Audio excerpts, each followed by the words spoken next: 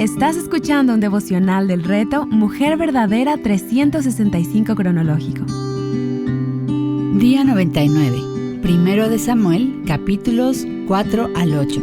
Escrito por Laura González de Chávez, leído por Mirna Ortiz.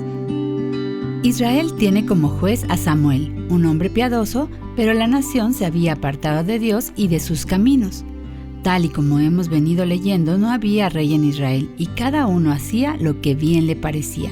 Israel había pecado y estaba viviendo en pecado, desde el sacerdote, los líderes religiosos, hasta los hombres comunes. Todos eran impíos. Ellos estaban recibiendo las consecuencias de su estilo de vida, eran vencidos por sus enemigos y se hacen una pregunta sabia: ¿por qué nos ha derrotado hoy el Señor delante de los filisteos?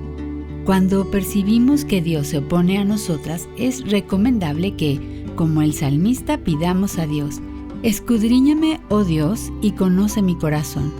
Pruébame y conoce mis inquietudes, y ve si hay en mí camino malo, y guíame en el camino eterno. Salmos 139, 23 y 24.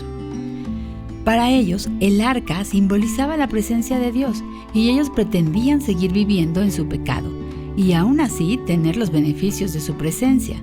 Llegaron a ver el arca como su amuleto de la suerte. Olvidaron, tal y como lo resalta en el versículo 4 del capítulo 4, que el Señor de los ejércitos está entre los querubines. Los cielos de los cielos no lo pueden contener. Es interesante notar que al recibir la noticia de la muerte de sus hijos como sacerdote, Elí se preocupa por la gloria de Dios más que por cualquier otra cosa. La gloria de Dios se había apartado de Israel, mientras el arca cae en manos de los filisteos.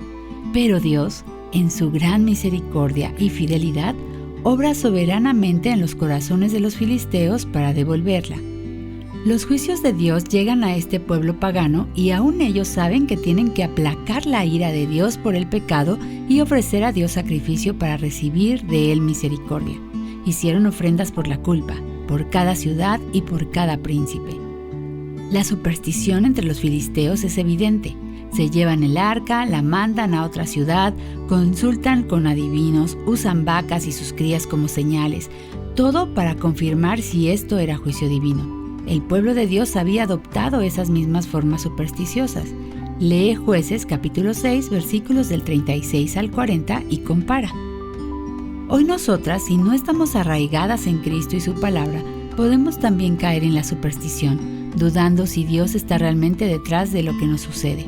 Debemos clamar a Dios, pero hoy tenemos la palabra profética más segura, la providencia, el consejo de personas maduras para discernir la voluntad de Dios. Hoy leemos sobre el ministerio de Samuel, quien sirviera como juez fiel de Israel. Samuel era un hombre conforme al corazón de Dios y, como Moisés, en su momento intercede ante Dios confesando el pecado del pueblo. El pueblo se arrepiente de andar en pos de otros dioses. Dios escucha la oración de Samuel y somete a los filisteos. De nuevo vemos un evento que apunta al perfecto Cordero que quita el pecado del mundo, en el holocausto que hace Samuel. Me sorprendo al ver que aún habiendo confesado su pecado y conociendo cómo su Dios los rescataba una y otra vez, el pueblo temió cuando vieron a los filisteos avanzar contra ellos. Cuán misericordioso es el Señor, que tiene compasión de nosotras y sabe que somos polvo. Samuel era un hombre conforme al corazón de Dios y aparentemente un padre piadoso. Sin embargo, sus hijos no anduvieron en los caminos de su padre, sino que se desviaron tras ganancias deshonestas, aceptaron sobornos y pervirtieron el derecho. Capítulo 8, versículo 3. No sabemos si Samuel fue como Elí, que no supo corregir a sus hijos, o si fue un buen padre. Obviamente no estaba muy presente porque viajaba de un sitio a otro, pero este ejemplo nos recuerda que la fe no se hereda. Cada cual dará cuenta a Dios por sus actos. Finalmente, Israel demanda a un rey. Dios mismo los había defendido de los filisteos y aún así ya no quieren más un gobierno teocrático encabezado por Dios, sino que quieren un gobierno terrenal. Querían conformarse al mundo. Los hijos de Samuel andaban por mal camino y los hijos de Israel aprovechan esto para pedir un rey que los gobierne como lo tenían todas las naciones. A pesar de todas las advertencias y la servidumbre que le sobrevendría al pueblo, ellos se empeñan en tener un rey. Dios determina que su pueblo lo ha desechado y permite que tomen ese camino. Para meditar, lee Hebreos 12, del 5 al 8. ¿Qué dicen esos versículos acerca del trato de Dios con sus hijos? Cuando enfrentas situaciones difíciles, quizás comprometedoras para ti o para los tuyos, ¿te preocupas más por cómo te perciben los demás o buscas la gloria de Dios y la fama de su nombre y su reino por encima de todas las cosas? Samuel reunió al pueblo y ellos confesaron su pecado de manera colectiva. ¿Qué crees que ocurriría en tu iglesia si los líderes y los miembros vinieran arrepentidos y confesaran su pecado de manera colectiva? ¿Te ha pasado alguna vez que te empecinas en lograr o hacer algo a pesar de todas las advertencias en contra?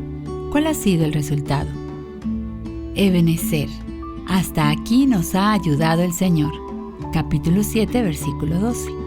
¿Cuántas veces has hecho un alto en tu caminar para meditar en las muchas formas como Dios te ha ayudado hasta el momento?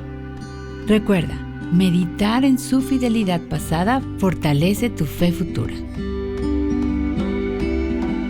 Para más contenido como este, visita avivanuestroscorazones.com.